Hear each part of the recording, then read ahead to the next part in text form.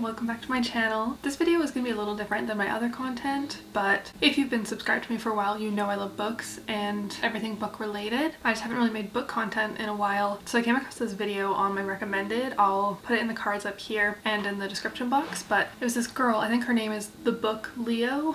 She was reading one of those monster romances from TikTok, and I have been getting those TikToks quite a bit, not as much recently, but I was for a long time, and the plots are just crazy. And I was like, I really want to read one of these because I have been seeing so much about them and I really want to see what they're all about, because people keep referencing this one author. I'm not going to share her name yet, but I really wanted to know how her brain was working. I really wanted to get deep into monster romance. So I googled the author, found the wildest book in my opinion, and I bought it, and now I'm gonna read it for you guys. Well, I've already read it, but I'm gonna tell you about it. I want to make a quick disclaimer. This is no hate towards the author or people who enjoy these books. I kind of understand the appeal after reading it. Like, it's fun. It's so different from contemporary romance or fantasy romance, and it really is, like, I think it's a form of escapism for some people, and that's completely fine. I love to escape from movies and books that I like to read. These just have a level of absurdity that I find really enthralling. So yeah, the author is Siggy Shade. You've probably heard of her if you've been on TikTok, and if not, you're about to. Okay, here's the cover of the book. I have a picture of it here. I just read it on my iPad because I'm not gonna lie, I didn't want to purchase a physical copy of it, and I honestly couldn't find a physical copy of it anywhere near me, but I find this cover to be terrifying. Like, he knows too much, and it was really hard to imagine being attracted to him while thinking of this. We'll get into that more, but yeah. Quickly before I get into the contents of the book, I do want to say, please use caution when watching this video. If you are under 18, please think about maybe not watching this video. There is explicit sexual content in this book, like very explicit. I am not going to go too deep into the explicitness of the book because first of all, I don't want to get demonetized, and second of all, I don't want to get like age restricted or like banned from YouTube or whatever. Please just use caution. I don't want to like traumatize anyone or let anyone be introduced to this kind of fiction who wasn't aware of it before, you know? I don't want to be responsible for that, so please, please. Anyway, let's get into the Loch Ness Monster. Okay, so to just guide us into the book, I just want to read to you the little dedication at the beginning of the book. It states, "To all the girls who like it thick and slippery and wet." So just put that in your mind, keep that on the back burner, and whenever you're questioning the book, just think about that, okay?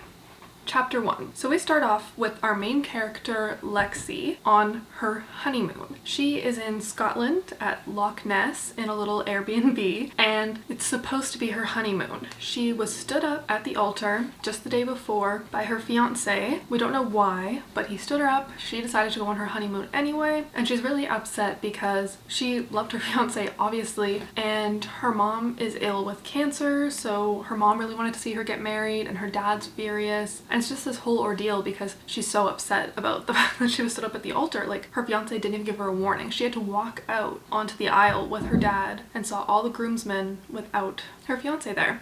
So she's on a rowboat on Loch Ness. I actually am not gonna lie, I don't really know what Loch Ness is. I think it's like a lake. I'm gonna Google it really quick because I don't want to sound dumb. Okay, yeah, so Loch Ness is a lake. I'm not gonna claim to be smart, okay? She sees something jump out of the water that looks like it's like a big fish or something, and she says, shit. For a moment, I thought that was the Loch Ness Monster. And I thought it was funny because, yeah, I don't need to explain it. So on her honeymoon, she decided to bring her best friend Denise with her. But her best friend Denise has kind of shown her true colors on this honeymoon so far. They've only been here for a day, but Denise is kind of abandoning Lexi. Like, on the first night they show up on the honeymoon, Denise ditches Lexi for a guy she meets at the bar. She asked if she could use their honeymoon suite for her and this university student, and Lexi said no, so Denise gets pissed and storms off, even though she's supposed to be there to comfort her best friend on her honeymoon, you know? So Lexi is still on Loch Ness, and she hears this voice say, "Hey," from under the water. So rightfully she's confused, and she glances around. She doesn't see any swimmers or anything, so she's like, what the fuck?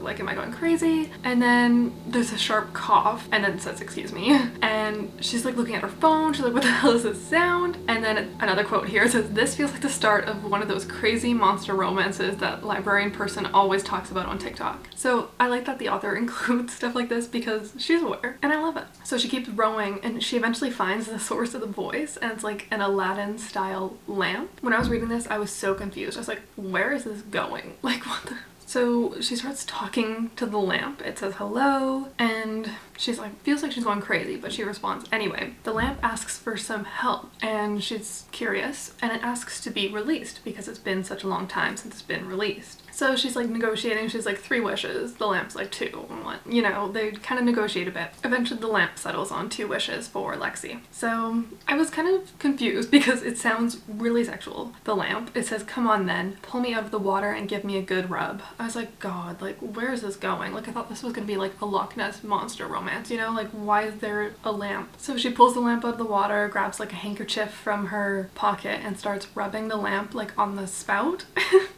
And she's like keeps rubbing it and she's like, am I doing it right? Like shouldn't you be out of the lamp right now?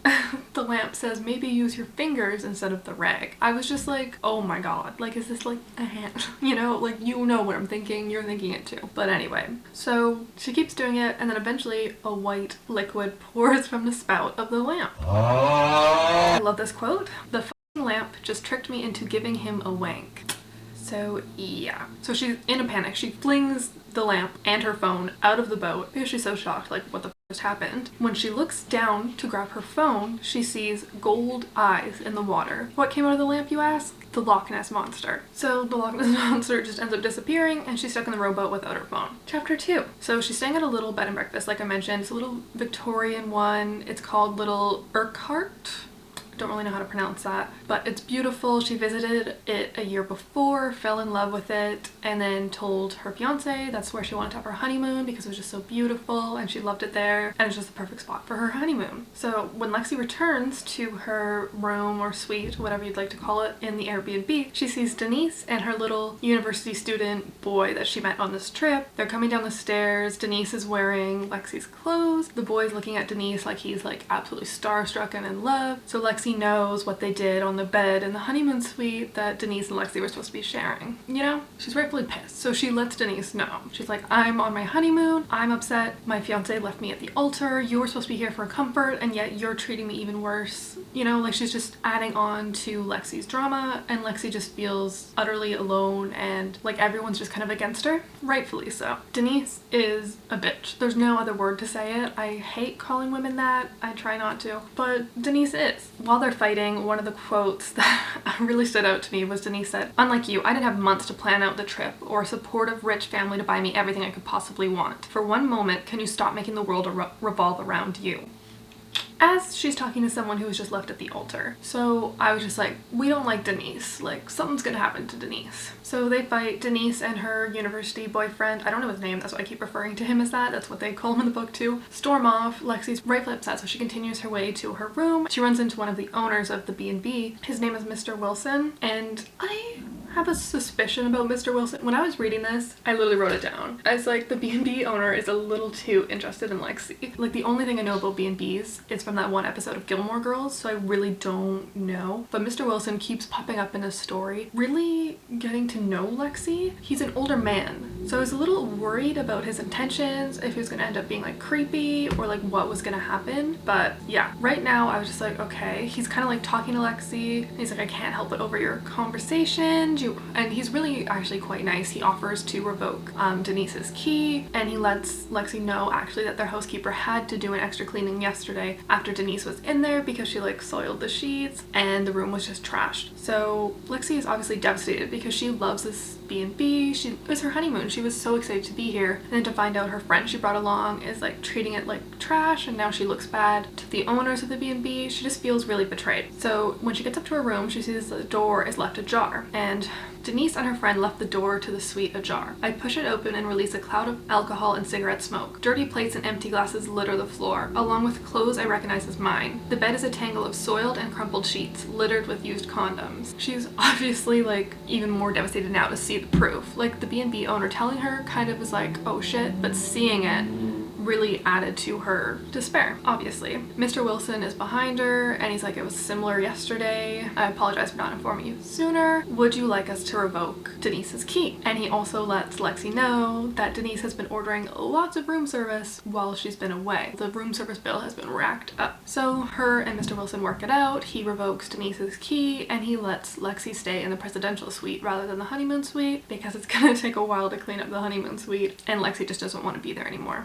And then then at the end of chapter 2, last quote, "A heavy tapping on the glass breaks me out of my thoughts. I rise from the window seat, turn around, and stare into a set of huge golden eyes. It's the Loch Ness Monster. He's back." Chapter 3. So Lexi is like afraid but also angry at the Loch Ness Monster. So she just snaps at him. She's like, "What do you want?" And he's like, "Is that any way to talk to the man who rescued your phone? You're not a man, you're a monster." I don't know how to say this. Plesiosaurus? You look like a diplo. Okay, there's a lot of dinosaur talk and I can't pronounce any of the dinosaur names, okay? I'm sorry. The only one I know is Triceratops and Raptor or whatever's in Jurassic Park, okay? Anyway, so the Loch Ness Monster brings her phone back. And this part just made me laugh. To return her phone, he raises a claw, slides one of the windows open, and drops her phone on the wooden floor. I think it's funny because he's in Loch Ness Monster form, so he's got a claw. And it's funny to think of him at her window in a B&B. Like, is no one around to see this? How big is he? You know? And he says her phone is dry because he laid it out on a bed of rocks to soak up the water. It works apparently, like that's not questioned in the book, like that's just fine, so okay. He says he can't stop thinking about what she did when he was a lamp, and he wants to return the favor, if you catch my drift. Lexi's like, "What the fuck? Like, you tricked me. I don't want that." He admits it was wrong of him to mislead her, and she's like, "Mislead? You manipulated and lied, you tricked me." And he says he would never lie to someone so beautiful, so we're getting a little bit of the flirt on already. And he says he accepts full responsibilities for actions, but Lexi's still kind of like, okay. Lexi obviously is just not here for this, so she just kind of like ignores him, whatever. She's like, not into this. And then this is where we find out the Loch Ness Monster is a shapeshifter. That's why he was able to be a lamp and then became a Loch Ness Monster. He didn't actually need to be released from the lamp. He can just shapeshift. He says he can turn into anything else, so keep that in mind. Chapter 4. Lexi goes down to the dining room in the B&B to eat dinner. She's not really that hungry because she's kind of like stressed and still feeling all these emotions from everything that's been happening to her lately, but her phone vibrates. She checks her phone right away, obviously, because she's worried that it's her mom or bad news about her mom, but it's her fiance Colin, and he says, "Lexi, I need to explain. Can we talk?" And then a minute later, he texts again as Lexi's deciding whether or not she's gonna respond. He says, "Please, I'm fighting for my life." So Lexi is panicked. She thinks maybe Colin got sick, maybe he got hurt, maybe there was a like severe reason why he couldn't make it to the wedding, maybe she overreacted. So she's just in panic. So she says, okay, because Lexi has a heart of gold. Anyway, she phones him and Colin's just like, "I've been looking for you everywhere. I checked your house, I checked where you work, I went to your parents' house." Actually, he didn't go to her parents' house. Scratch that. Scratch that, reverse it. He explains that he got cold feet. He just got cold feet and didn't show up to the wedding. He wants to make it up to her. Lexi's like, "No." And she says, "You disappointed me on the most important day of my life. What makes you think I would open myself up to that again? We're finished." Girl boss behavior, so true. Why would you? Like, he literally had, like, I think that's a huge red flag, so.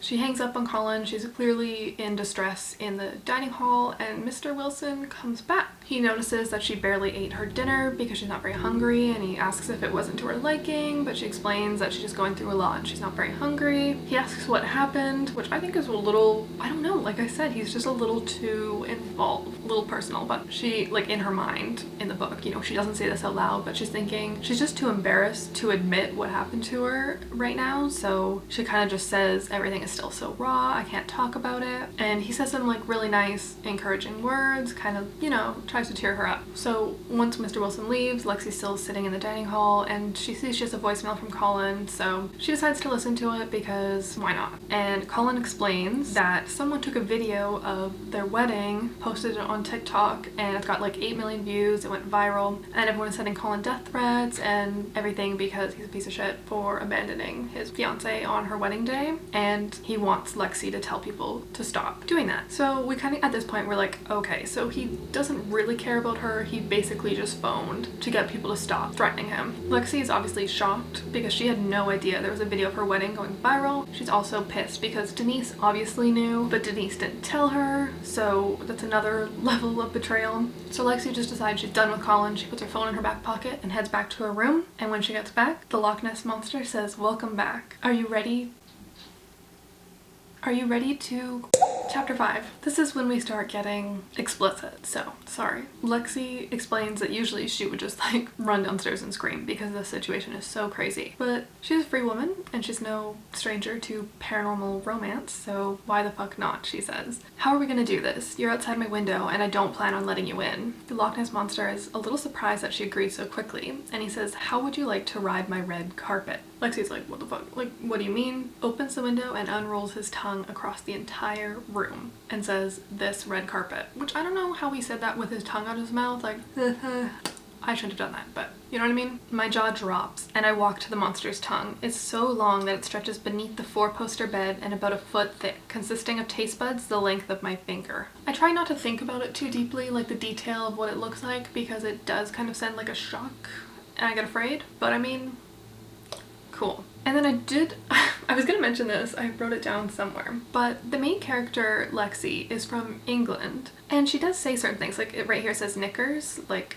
underwear, and like she said wank, like she says British terms, but she also says things that are so American. I'm not American or English, so I don't know either culture like extremely well. It was just like they just threw in random terms that were English after writing the whole book. They're like, okay, let's change this word, let's change this word, to kind of sprinkle in some Englishness. But Lexi is kind of questioning it. She's like, you promise not to swallow me or eat me? And he says he's a pescatarian. So bullet dodged there. And this is where we find out the Loch Ness Monster's name is Nestor, and that's what Lexi calls him throughout the book. This quote I love. Last year I planned on searching for the Loch Ness Monster with my husband. Now I'm about to let said monster make me I'm too uncomfortable to say the actual word, so I'm saying cry, but I'm bleeping it out. So I don't know. Okay, stuff happens. She walks over to his tongue, stands over it, sits down. Stuff happens. And this part was crazy because I was wondering before how big he is. It says, if the monster is big enough to reach my window, then I can't begin to imagine the size of his erection. It's probably rubbing against the lower stories and smearing the windows with is no one noticing this? Like, are people in the lower levels just getting like dick in their window? Like, you know what I mean? Is that not jarring? So as it's happening, Lexi's like, in her head, she says, this is just a one-off. I'm only letting him do this to ease the tension. Tomorrow I'll convince myself this was just some weird nightmare, and then I'll go back to whatever my new normal is without my fiance. And then Nestor says, sleep now, sweet Lexi, and let me lull you to sleep. On the morrow, we will make our union official. And that had me kind of questioning, union official, like what does that mean? For some reason, I wrote in my notes, to become human, question mark. I kind of just guessed that maybe if she agreed to something, like kind of like a Beauty and the Beast situation, to make their union official or whatever, he could become human. But I don't know. I think he just meant like he wants to be with her, but yeah, we'll get into that in chapter 6. Okay, chapter 6. So Lexi, for the first time since her whole wedding fiasco, gets an amazing sleep. I wonder why. She wakes up like covered in sweat and sunlight streaming through her windows, and she's just kind of confused. She thinks she's gonna be late for work, and then she remembers everything that happened up until this point, and she's like, oh my god. She has a knock on her door, and it's housekeeping saying that they didn't see her at breakfast and it's about to close, so she should come down and get breakfast. So she heads down to the breakfast, and as she's about to just grab a piece of toast, Mr. Wilson comes through the kitchen door with a Scottish breakfast for one. And she's like, oh my gosh, that's a lot of food, like you didn't have to do that, like that's so sweet. And he says, you only drank tea yesterday morning and ate half your salmon last night. I assume you must be hungry. Which adds to my, he's paying so much attention, like is this normal? I don't think so. So as she's eating her breakfast, Mr. Wilson leaves, and she's like finishing up when she can. She's feeling better, kind of like as she has more of an appetite, and Colin walks in. Dun, dun, dun. She's like, what are you doing here? And he's acting like he's really concerned. He's like, oh my god, I've been looking everywhere for you. I thought you were dead. She's like, no, you didn't. We just talked on the phone yesterday. And he just instantly goes into, you have to do something with those viral videos. I need the hate to stop. I'm the most hated man in England. Like, I need help. He's like sobbing in front of her and acting like different than Lexi's ever seen him act before. She's actually a little bit scared because she doesn't know, she's never seen him react like this, and she's a little afraid that he's gonna get violent or something like that. And he explains that like people are throwing like beer bottles at his house, people are like pissing on his front doorstep. It's just like getting out of hand, which yeah, no one deserves that. It's crazy, you know, but it's not Lexi's responsibility to fix that for him. He should call the police or figure something out. And then Colin admits that he had no idea Lexi was actually here at this B&B. He just came here to escape the harassment, which is crazy because Lexi's parents paid for this honeymoon, so he thought he could just sneak in and take the reservation, even though he stood Lexi up. And her parents paid for the whole wedding too, and obviously he disappointed her whole family, so fuck Colin. He does say that he called the police, but they were just wondering why he left Lexi at the altar. Apparently they weren't even interested in him, they just wanted to know the gossip, so that's funny. This part is crazy. So Colin's still like sobbing in the dining room of the B&B, and Lexi's just like digging into him. She told him he's not good looking enough to make up for his lack of character. Hilarious. And then he's just like looking at her blank, and she's like, no apology, no explanation, no begging for forgiveness, because all he does is ask for her to fix his problem. And he just loses it. His head flops down on the table. He starts like sobbing. He's like, you're always too good for me. Like he's like wailing, and it's like embarrassing. Like I was getting secondhand embarrassment reading this, and Lexi's just like, what are you so worked up about? And then he just says, I have HPV, genital warts, and the chapter ends. Crazy. Chapter 7. So she's like, what? She's like, how did you catch it? Why didn't you tell me before? Like, do I have it? Like, do I need to get tested? He says he cheated, and it doesn't matter with who. Put a pin in that and keep it in the back of your mind. Apparently he slept with this other girl, and the next day she warned him that she had them, which is awful. So she knew she had them, slept with him, and then didn't tell him till after. So that is an instant karma for cheating.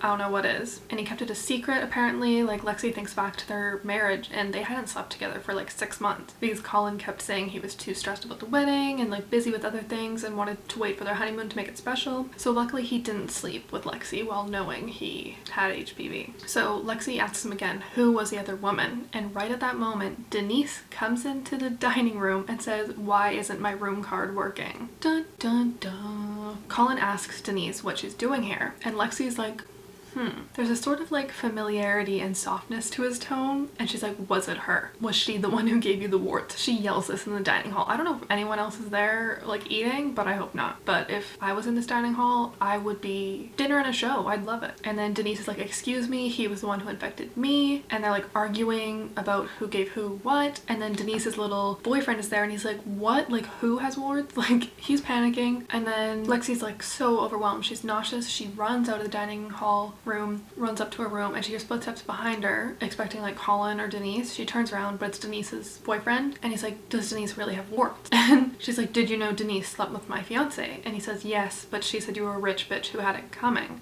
And Lexi's just like, oh my god, like Denise is like, was never my friend. And she tells the boy to get himself tested and he doesn't know how, so she says they'll go get tested together. They don't find out the results yet. Yeah, Lexi is panicked because she, you know, with Nestor yesterday, so she has to let him know that she may have contracted HPV. She's in a rowboat and she calls to him and she's like, I need to explain something to you. And Nestor can tell she's really like worked up and upset about something. So he's like, you can tell me anything. And this part is kind of funny. She's like, explains the situation to him and he's like, I'm not human. And she's like, I know, but why are you telling me that? Like, I'm telling you this. And he's like, do you know what HPV stands for? And she's like, human papillomavirus. Oh, I can't spell it, but I'll put it on the screen. So obviously human is the first word and she's just like, oh, he can't get it. And he said she tastes and smells completely healthy. So at the end of the chapter, Nestor asks Lexi if she'd like to go somewhere private to get away from everything. She says yes.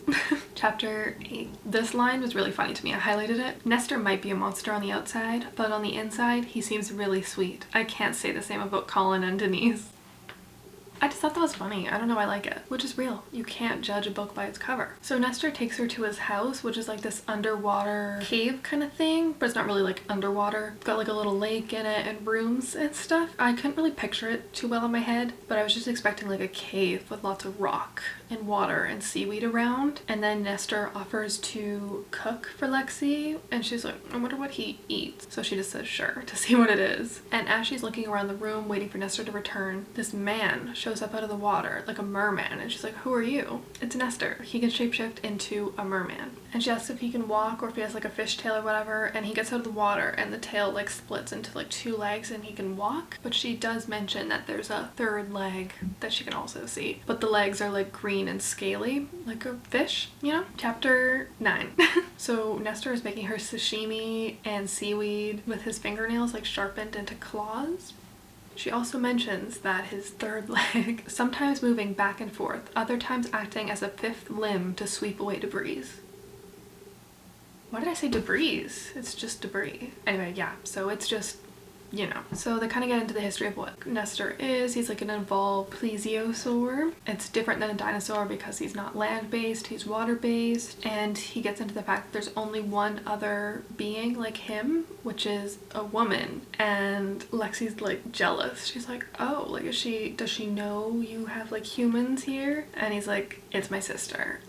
Apparently, like way back in the day when Nestor and his sister were born, they were born with smooth skin instead of scales, so they were different than all the other people whatever of their kind, so they were kind of like cast away from their community, but they were actually like the evolved version. Like it was what's that called? Evolving, right? Evolution.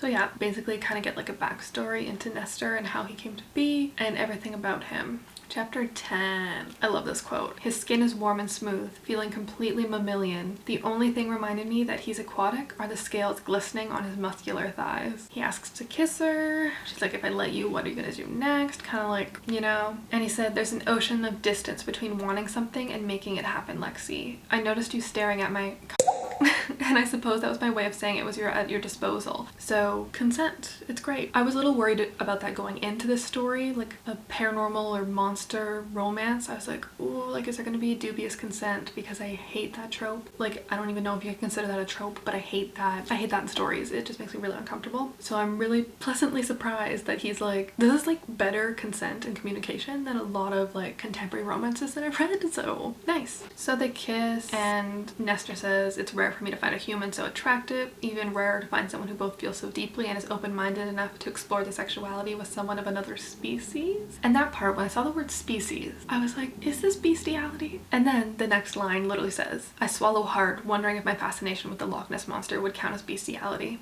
I don't think it does, and she says the same. She says he's an evolved creature and not an animal, and he can think for himself, so... But we're not getting into all that because I don't even know where to start, but food for thought. What do you think? And then just another example of his consent. He says, may I undress you? They do. And he just randomly mentions that he hibernated throughout the entire Ice Age because of the loss of his species. And then they just go back to undressing each other. And Lexi is thinking to herself, she says, Nestor makes me feel beautiful, understood, and wanted. And that's all you can ask for. And I highlighted this part. His bed is made of seaweed. I just found that funny. Chapter 11. So this chapter is all just sex. So I'm not gonna go too into detail with it because that would definitely get this video age restricted or demonetized or taken down. But wow, it's a lot. I'm not gonna lie. This part was hilarious. Do you know how long it has been since I had a full?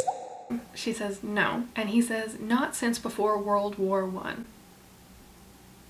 Okay, crazy. Chapter 12. So Lexi feels a little like drunk and she's like, what are you doing to me? I'm tipsy. She's worried he like drugged her or something, but no, it's just his semen has madly intoxicating properties. And he says, not all the time. It ferments after long periods of abstinence. They're just kind of like laying in bed talking after whatever, but this part, I fucking pissed my pants laughing. So instead of 2 balls like humans have, he has 4. And she says, you expect me to empty all 4? And he says, not at once. But did you ever wonder why in pictures the Loch Ness monster always has humps? Lexi says, they're your balls. And he says, precisely. Balls. I want to know what it's like inside Siggy Shade's brain because wow, that is big brain stuff. Like how do you come up with that? Like that's crazy in the best way possible. It's just great. Like it's hilarious, but also so absurd that I believe it. I don't know. Anyway, she asks if he's magical. He says basically no. It's like physics for why he can shapeshift. So yeah, I'm not a physicist, whatever the proper term is. I was really bad at physics, so I'm not gonna question that. So on page 51, Lexi says, but something about him is cinematic, not just his tall muscular frame or his chiseled features or the green hair that flows down his back. There's an aura around Nestor that I've only seen in big budget movies. So yeah, she's falling in love with him. So then we kind of get into Nestor's shapeshifting because like why wouldn't he just be able to shapeshift into a normal human or anything like that? But explains he could only shapeshift into one person, just different ages of that person. So it'd be like if he could shapeshift into me, Christine, he could only shape into this human but different ages. Same with the merman, it's always the same. The lamp, just everything is always the same. He can't just shapeshift into anything or anyone he feels like. So yeah, chapter 13, more sex. Like the whole thing. Let me love you, he says. My breath catches. You're not just talking about the sex. Nestor swallows, his gaze wavering. I still. My nerves teetering over a dangerous precipice. He can't expect to turn a holiday romance into something serious. It would never work. I don't just want to fill a hole in your heart, he says, tentative. I want to fill the hole in your life. So Nestor is in love with her and wants more than just like one day. Lexi is obviously unsure, doesn't really know. Chapter 14 continues the sex. Heartbroken people have to arrive in Loch Ness every day, yet out of all of them, he chose me. I'm not only humbled by this experience, I'm honored. And yes, I can tell by the way the author spells honored that they're American, so problem solved. Nestor asks her to move to Scotland with him, and she's like, what am I gonna do with my job? And he says, oh, you work in marketing, don't you? And she's like, how do you know that? And he says, because I've been watching you longer than you think. Put a pin in that and remember it. And he mentions the reason he turned into a lamp at the beginning of the book was because he overheard her tell someone that her favorite Disney movie was Aladdin. So yeah, this part was also crazy. I highlighted this quote because she's wondering where her clothes went and she sees them folded on a bench looking like they had never even gotten wet from the water in the cave. And Nestor says, one of the otters did it while we were distracted. They're very clever little beings. So in this universe, are otters like sentient? Like, I don't know. Like, real life otters don't do that, I'm pretty sure. I was just like kind of taken aback. I was like, oh, okay. So Lexi returns to the B&B after saying goodbye to Nestor, whatever. And when she arrives, she sees a huge crowd of people outside the B&B. She's like tired, she doesn't want to deal with anything, so she tries to walk past, but one of them calls Lexi McDonald, question mark, her name, and they say, Clive Robertson Brown, BBC Scotland, what do you have to say about allegations that your fiance jilted you because you gave him genital warts? Chapter 15. Lexi's like, what? She's in shock. They're all hounding her, asking questions like, are the accusations true? What do you have to say about this? And it's just going crazy because her story did go really viral on social media. Like, it had 8 million views at the beginning of the story, so I'm assuming it catapulted and got even more. And she's like, right now, the prospect of spending the rest of my life in that cave with Nestor seems promising. Which, yeah, it probably would, coming back to that. So the other owner of the B&B, Mrs. Smith, runs out and she's like, this is private property, get off, I'm gonna call the police. And then Lexi's like quickly asks one of them, she's like, how did you track me down to my honeymoon? One of the reporters turns their phone around and there's a video of Colin in the diner with Lexi that morning, I think it was, when they had their big argument. There's a video of it now on TikTok. And judging by that video, there's only one person who could have taken it, Denise. So Lexi's pissed. She's like, you know what, I'm done with both of them, and tells the reporters, I have a statement to make. So she thanks the bed and breakfast for being so sweet and generous and all that stuff, gives them a little shout out. And then she states, I didn't learn about my fiance's infidelity until this morning when he told me that he couldn't go through with the wedding because he'd contracted an STD while being unfaithful with a woman I thought was a friend. Reporters go fucking apeshit because this is probably like the story of the day, you know, they're getting their story. One of the reporters like, how do we know this is true? And Mrs. Smith, the B&B other owner, confirms it. She says, yes, I was a witness, like everything Lexi's saying is true, whatever. Mrs. Smith also kind of paints Denise in a bad light, explaining what happened with the room and what she saw and how she's not a trustworthy person. And as they're standing out there, Mr. Wilson steps out wearing his usual green tartan kilt.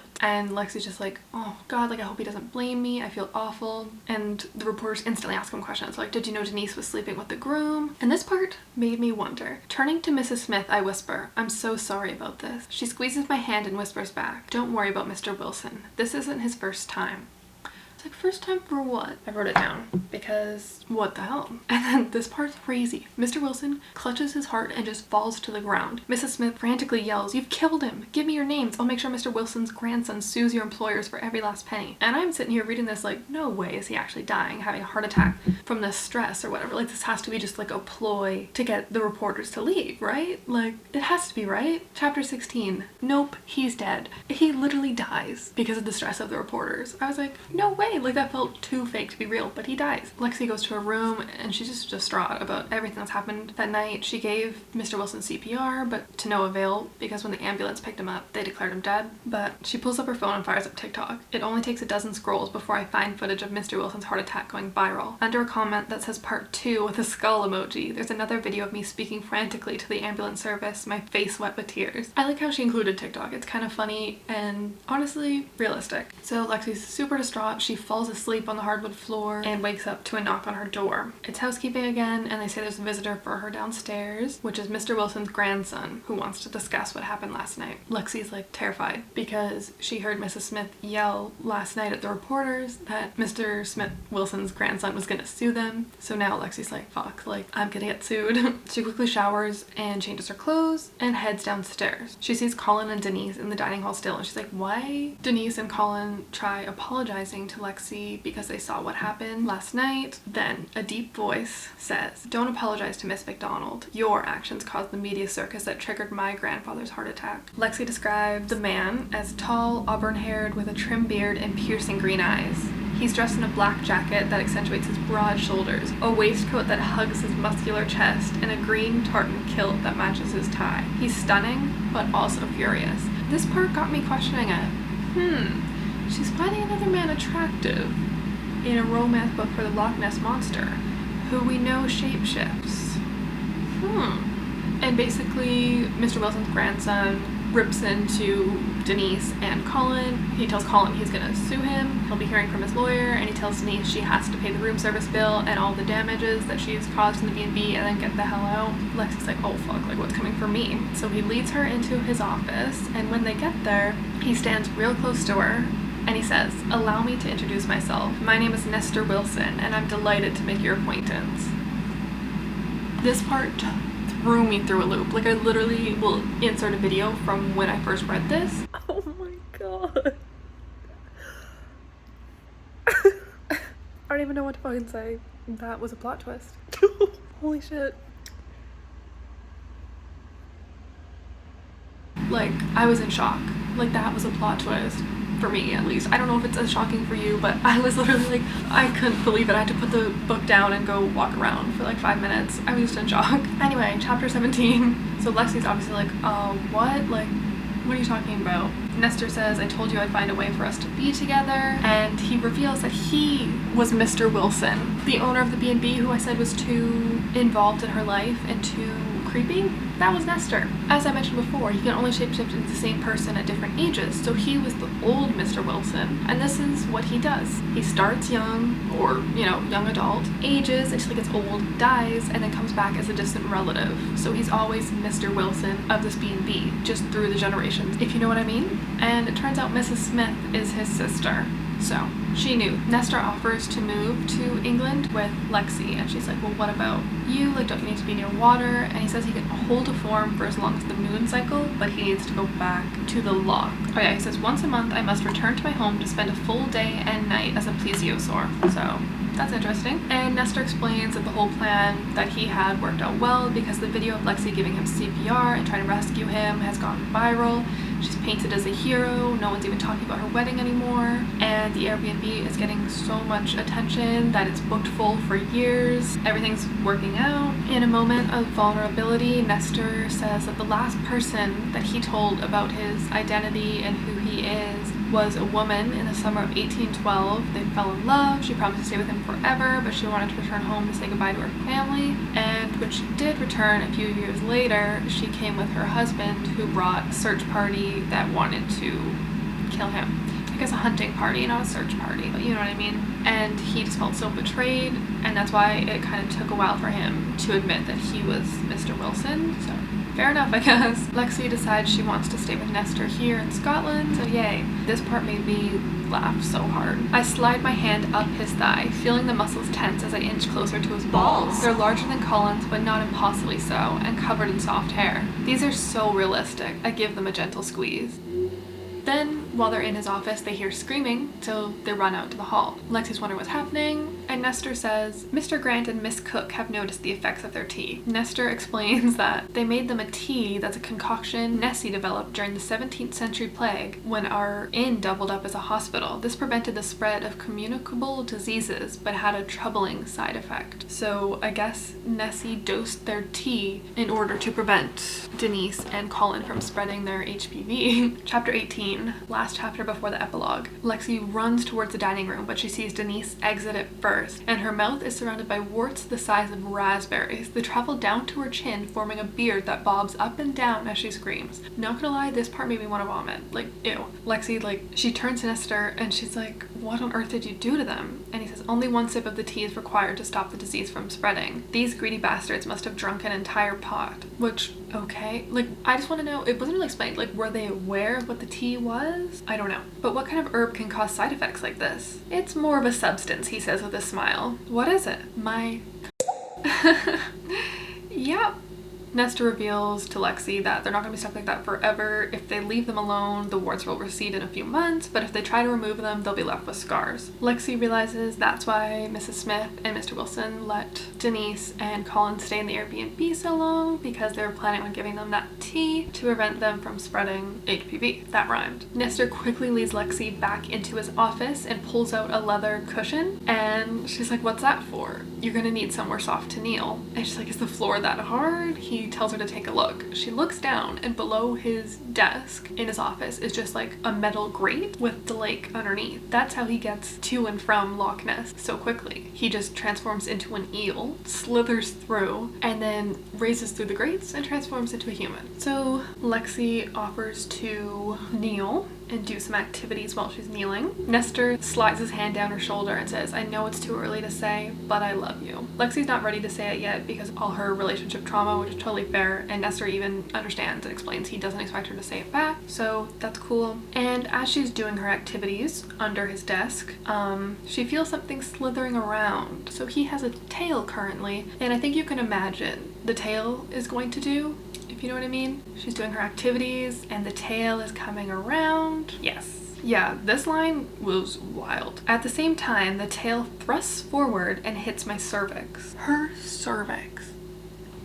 Okay, this is the last line I'll share from chapter 18. He tastes exactly as he did as a merman, salty and sweet with a hint of seaweed. I don't know if it's just because I don't like seafood or seaweed, but that kind of grossed me out. But also, why does he taste like that? Anyway, epilogue. The epilogue is 1 month later. Lexi marries Nestor and we're in the wedding. We get her dad walking her down the aisle and her mom is there and her mom's crying and they're so happy. They're just so happy for Lexi because she found the love of her life. Nestor and Lexi kind of embellished their meeting story a bit to make it seem like they knew each other longer. They said they met originally when Lexi first scouted out the B&B a year before the wedding, and Nestor kind of played it like he was in love with her but he knew she was marrying someone else, so he just stood on the sidelines, and when he saw that she returned alone, he thought it was finally his chance and he stepped in, and the rest is history. We find out that Colin got fired from his job because he worked at a bank, and with all this like social media attention, it was bringing the bank into issues, so they fired him. He lost his house because he couldn't pay the mortgage, and a reporter tracked him down to his mom and dad's cottage where they found him covered in scars. Denise still posts regularly on social media. Most of the time she's crying to the camera trying to explain her actions, but her comment section is filled with vitriol and insults. I can never say that word right. She makes money posting wart removal videos on YouTube, so wow. And Lexi started posting her version of the events as much as she can without mentioning he's the Loch Ness monster, and she has amassed 2 million followers on TikTok, I think it said, and she's a social media celebrity with more brand deals that she can handle. She has talks with publishers, Netflix, and American production company that want to make a show about her life, and they want rights to her story, so she's working with an entertainment lawyer. And a cute little line, I guess.